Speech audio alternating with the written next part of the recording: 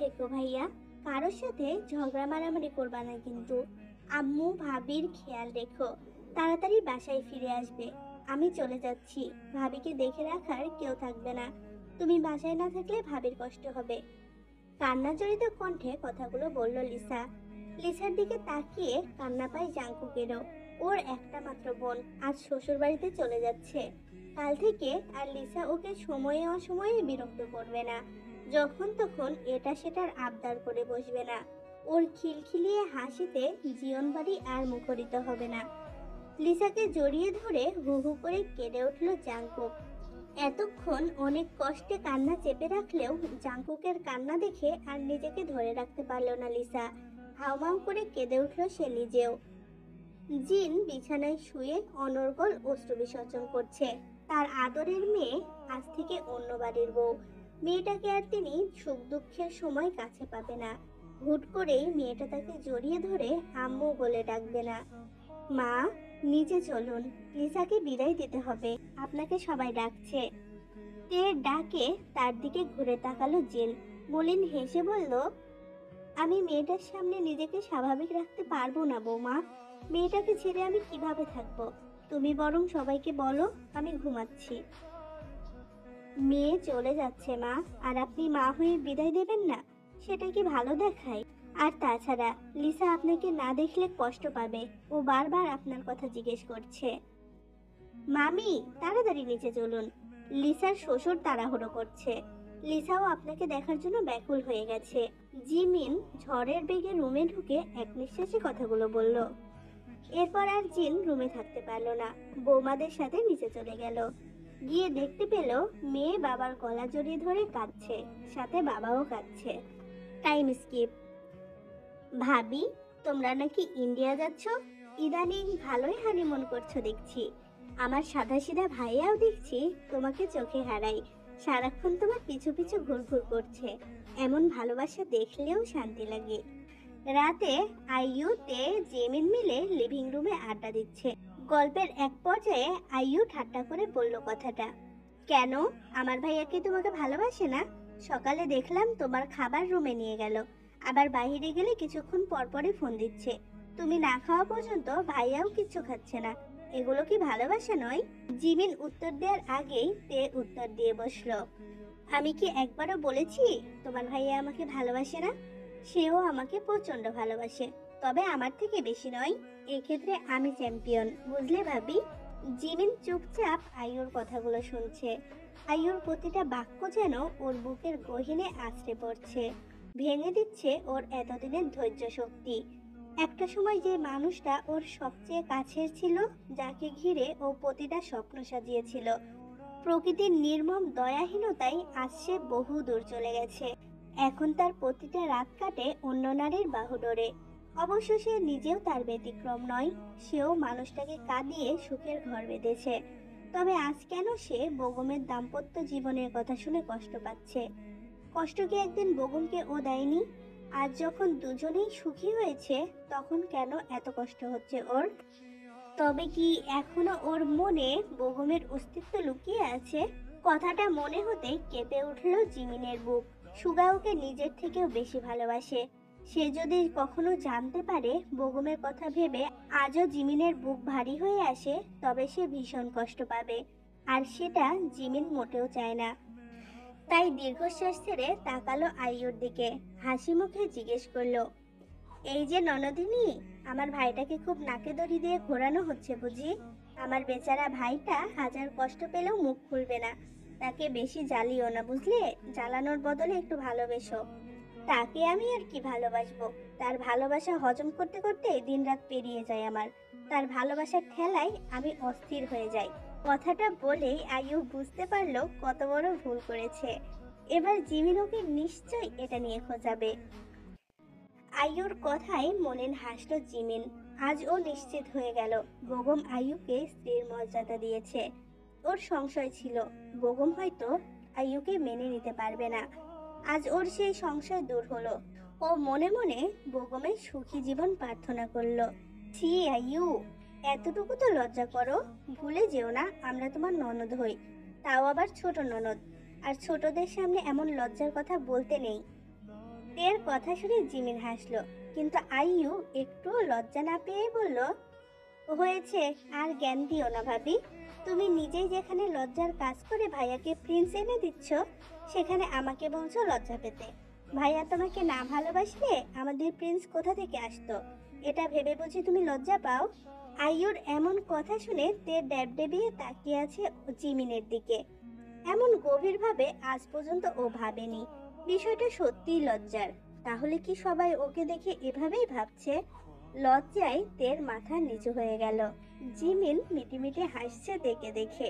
তেকে লজ্জা থেকে মুক্তি দিল বেগম। ও লিভিং রুমে এসে আইয়ুকে ডাকলো, আইয়ু, একটু ভেতরে আসবে? কেন যাব না? আপনি ডাকবেন আর আমি যাব না, এমনটা হতেই পারে না। আমি তো জানি আপনি আমাকে মিস করছেন। আইয়ু তে এবং জিমিনকে চোখ টিপে রুমের দিকে পা বাড়ালো। আইয়ুর এমন কাজে বেগম হতভম্ব হয়ে গেছে। এই মেয়েটার লজ্জা বলতে কিচ্ছু নেই। এভাবে ছোটদের সামনে ওকে লজ্জায় ফেলে দিল। এক নজর জিমিনের দিকে তাকালো। জিমিনকে ঠোঁট টেপে হাসতে দেখে হাত ছাড়লো বেগম। তে মাথা নিচু করে হাসছে। জিমিন তাকিয়ে আছে বেগমের দিকে। তার চেহারায় একজন সুখী মানুষের ছাপ স্পষ্ট। বেগমের সুখী চেহারা দেখে বুকে সুখের ঢেউ খেললো জিমিনের। হোক না মেয়েটা অন্য কেউ, তবুও তো সে সুখী হয়েছে একটা সময়, যার সুখী কাম্য ছিল জিমিনের। এই, তোমার মধ্যে কি লজ্জা বলতে কোনো বস্তু নেই? আমার ছোট বোনদের সামনে কি সব বলে আসলে, হ্যাঁ? বেগম আইয়ুকে ধমক দিল, কিন্তু আইয়ু বেগমের ধমককে ভালোবাসা ভেবে হজম করে নিল। মুখে হাসি ফুটিয়ে বলল, আমি ভুল কি বলেছি আপনি স্বীকার করেন আর নাই করেন। আপনি যে আমাকে মিস করছিলেন এটা 1000% সত্যি। কে বলেছে তোমাকে? তোমাকে শুধু শুধু মিস করতে যাব কেন আমি? তবে সারাদিন কাজের ফাঁকে ফাঁকে কেউ উকি ঝুঁকি মেরে আমাকে দেখছিল, আর এক ঝলক দেখার পরে মিটিমিটি হাসছিল। আইয়ুর প্রশ্ন শুনে বেগম ওকে নিজের সাথে জড়িয়ে ধরলো। গভীর চুমু দিল মেয়েটার ঠোঁটে। সত্যি তোমাকে মিস করছিলাম। গত রাতে তোমাকে কাছে পাইনি, আবার আজ সারাদিনও একই ঘটনা ঘটেছে। বুকটা ফাঁকা ফাঁকা লাগছিল আমার। এবার ফাঁকা বুকটা পূর্ণ হয়েছে। এত তাড়াতাড়ি কি আর হয়? 28 ঘন্টার অভাব কি এতটুকুতেই মিটবে? আর একটু আদর করলেই না, তবে আমার বুকটা শান্ত হবে। এখন আদর টাদর হবে না। বাসা ভর্তি মানুষ, সবার সামনে দরজা বন্ধ করে রুমে থাকলে তারা কি ভাববে বলুন তো? আজ রাতে তুমি আমার কাছে থাকবে। যদি দেখি অন্য কারোর সাথে ঘুমাচ্ছ, তবে আমি তোমাকে তুলে নিয়ে আসবো নিজের কাছে। ভেবেছিলাম আজকের রাতটা কাজিনদের সাথে কাটাবো। আপনি আর সেটা হতে দিলেন না তো। বিয়ের আগে কাজিনদের সাথে অনেক সময় কাটিয়েছো, তাই এখন সব হক আমার। তোমার পুরোটা সময়ের দাবিদার একমাত্র আমি, আর ভালোবাসা দিয়ে তোমার সময় পূর্ণ করতে চাই আমি। আইয়ু বেগমের টি শার্টের বোতাম খুলে চুমু দিল ওর বুকে। শরীরে মাখলো তার পুরুষালী গন্ধটা। Time skip. আপনার কি হয়েছে বলুন তো? আমার মনে হচ্ছে আপনি আমার কাছ থেকে কিছু লুকোচ্ছেন। গত কয়েক মাস যাবৎ আপনার আচার আচরণ আমাকে ভাবাচ্ছে। আমরা আপনার জন্য চিন্তা করি, সেটা আপনি বোঝেন? একমাত্র বোনের বিয়েতেও আপনি সময় দিতে পারলেন না। এটা কি আমার জন্য লজ্জার নয়? সারাদিন বাইরে কাটিয়ে সন্ধ্যায় লিসার বিদায়ের সময় আপনি বাসায় আসলেন। কোনো সুস্থ মস্তিষ্কের মানুষ এটা করতে পারে? জাঙ্কুক বিছানায় মাথা রাখতেই তের প্রশ্নবাণে জর্জরিত হলো। তবে সে তেকে কিছুই বলল না। হাত বাড়িয়ে মেয়েটাকে নিজের কাছে রাখলো। তেও জাঙ্কুকের বাড়ানো হাতে নিজের হাত রাখলো। তবে ওর ভেতরের রাগ প্রশমিত হয়নি এখনো। রাগ করেছো বোকা পাখি? তুমি জানো না আমি লিসাকে কতটা ভালোবাসি। আমার আদরের বোনটার জীবনের এমন গুরুত্বপূর্ণ দিনে আমি থাকতে পারিনি। এটা আমার জন্য কষ্টের, সেই সাথে লজ্জারও। কিন্তু আমি নিরুপায় হয়ে কাজটা করেছি। আমি জানি আজকে লিসাও কষ্ট পেয়েছে। তাহলে কেন করলেন এমন? তবে কি আপনার জীবনে এখন আমাদের কারোরই অস্তিত্ব নেই? মায়ের স্নেহ, বোনের ভালোবাসা কিংবা স্ত্রীর দায়িত্ব সবকিছুই কি আপনি অস্বীকার করতে যাচ্ছেন? প্লিজ বউ, এভাবে বলো না। আমার জীবনে তোমরা কতটা গুরুত্বপূর্ণ সেটা তুমি না জানলেও আমার অন্তর জানে, আর আমি জানি। আর রাগ করে থেকো না, আমার প্রিন্স কষ্ট পাবে। আপনি আমাকে এক্ষুনি বলবেন আপনার কি হয়েছে, নয়তো আপনার সাথে কোনো কথা বলবো না আমি। এমনকি আমি মায়ের রুমে গিয়ে থাকবো আজ থেকে। যে মানুষের কাছে তার পরিবারের কোনো মূল্য নেই, অসুস্থ স্ত্রীর কোনো দাম নেই, সেই মানুষের সাথে এক রুমে আমি থাকতে চাই না। তে জাঙ্কুকের কোনো কথাই কানে নিচ্ছে না, চেঁচামেচি করেই চলেছে। আমাকে কি রাগিয়ে দিতে চাইছো? ভুল করেও এটা করো না। আমার হাজার রাগ হলেও তোমার ক্ষতি করতে পারবো না, আমি ক্ষতি করব নিজের। তাই আমার রাগ হলে আখেরে তোমারই ক্ষতি। তাই কখনোই আলাদা রুমে থাকার কথা চিন্তাও করবে না। 100 বার রাগ করব, প্রয়োজনে 1000 বার করব। মায়ের রুমেও ঘুমাবো, দেখি কি করতে পারেন আপনি। আপনার রাগ আমি দেখতে চাই, দেখতে চাই আমাকেও শত্রুর চোখে দেখেন কিনা। জাংকুক বুঝতে পারছে এই মেয়েটার সাথে কথা বাড়ালেই বিপদ বাড়বে। আজকে ওর বউ ঝগড়া করার মুডে আছে। দীর্ঘশ্বাস ছাড়লো জাংকুক। তোমাকে সব বলবো বউ, আমাকে আর কয়েকটা দিন সময় দাও। নিজের সাথে বোঝাপড়া করতে করতে আমি ক্লান্ত হয়ে গেছি। এবার একটা সমাধানের দরকার। তুমি আমাকে ভুল বোঝো না প্লিজ। জাংকুকের দিকে তাকিয়ে তে বুঝতে পারলো মানুষটা বেশ চিন্তায় আছে। তার দৃষ্টি যেন ঘোলাটে। তার চেহারার সজীব ভাবটা সে কবেই হারিয়েছে। স্বাস্থ্যও বেশ ভেঙে পড়েছে। তের বুকের ভেতরটা ধক করে উঠল। সাথে সাথেই উবে গেল সকল রাগ অভিমান। ঘাপটি মেরে জাংকুকের বুকেই পড়ে থাকলো। হঠাৎ করে চিন্তারা হানা দিল। ওর মন কুগাইছে। তবে কি মানুষটা কোনো বিপদে জড়িয়েছে? পেরিয়ে গেছে কয়েকটা মাস। তের ডেলিভারির ডেট নিকটে। জাংকুক হাজার ব্যস্ততার মাঝেও তেকে সময় দেয়। থেকে থেকেই মেয়েটার মুড সুইং হলে সেই ঝাঁকিও জাংকুককেই পোহাতে হয়। দেখা গেল মাঝরাতে তের ইচ্ছে করছে নতুন কাপড়ের গন্ধ নিতে। ব্যাস, হয়ে গেল। জাংকুক ঘুম জড়ানো চোখেই বাসা থেকে বেরিয়ে যায়। আর কোনো কোনো দিন তো তের ইচ্ছে হয় তাজা রুই মাছের ঝোল খাবে। বেচারা জাংকুকের আর কি করার, সে চলে যায় মাছের খোঁজে। এভাবেই তে প্রতিনিয়ত জাংকুককে বিরক্ত করে যাচ্ছে।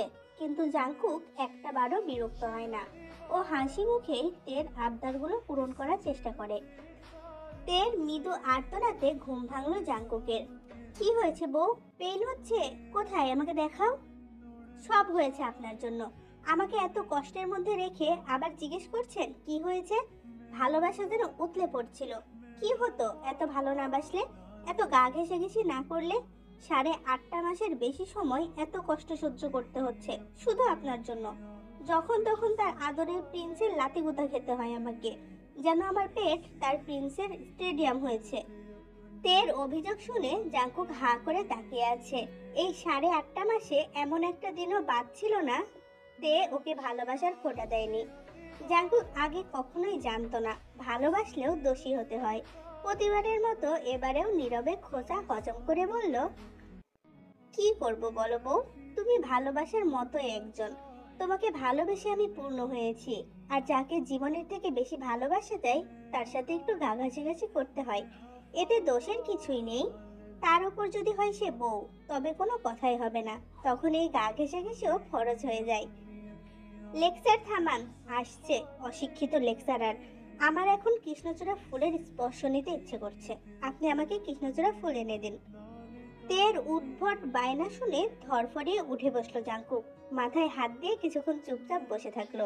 এরপর করুণ গলায় বলল, শীতকালে আমি কৃষ্ণচূড়ার ফুল কোথায় পাবো বউ?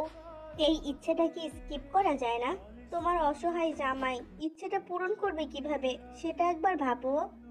আমি কিচ্ছু জানি না। আপনি আমাকে কৃষ্ণচূড়া এনে দেবেন, ব্যাস। ফুল না পেলে আমি এক্ষুনি মায়ের রুমে চলে যাব।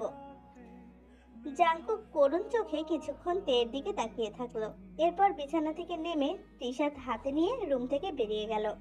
ফজরের আজানের পর বাসায় ফিরল জাংকুক। ওর হাত ভর্তি রক্তরাঙা কৃষ্ণচূড়া। তে ঘুমিয়েছিল। ওর মাথার কাছে ফুলগুলো রেখে তের কপালে চুমু দিয়ে ওয়াশরুমে গেল জাংকুক।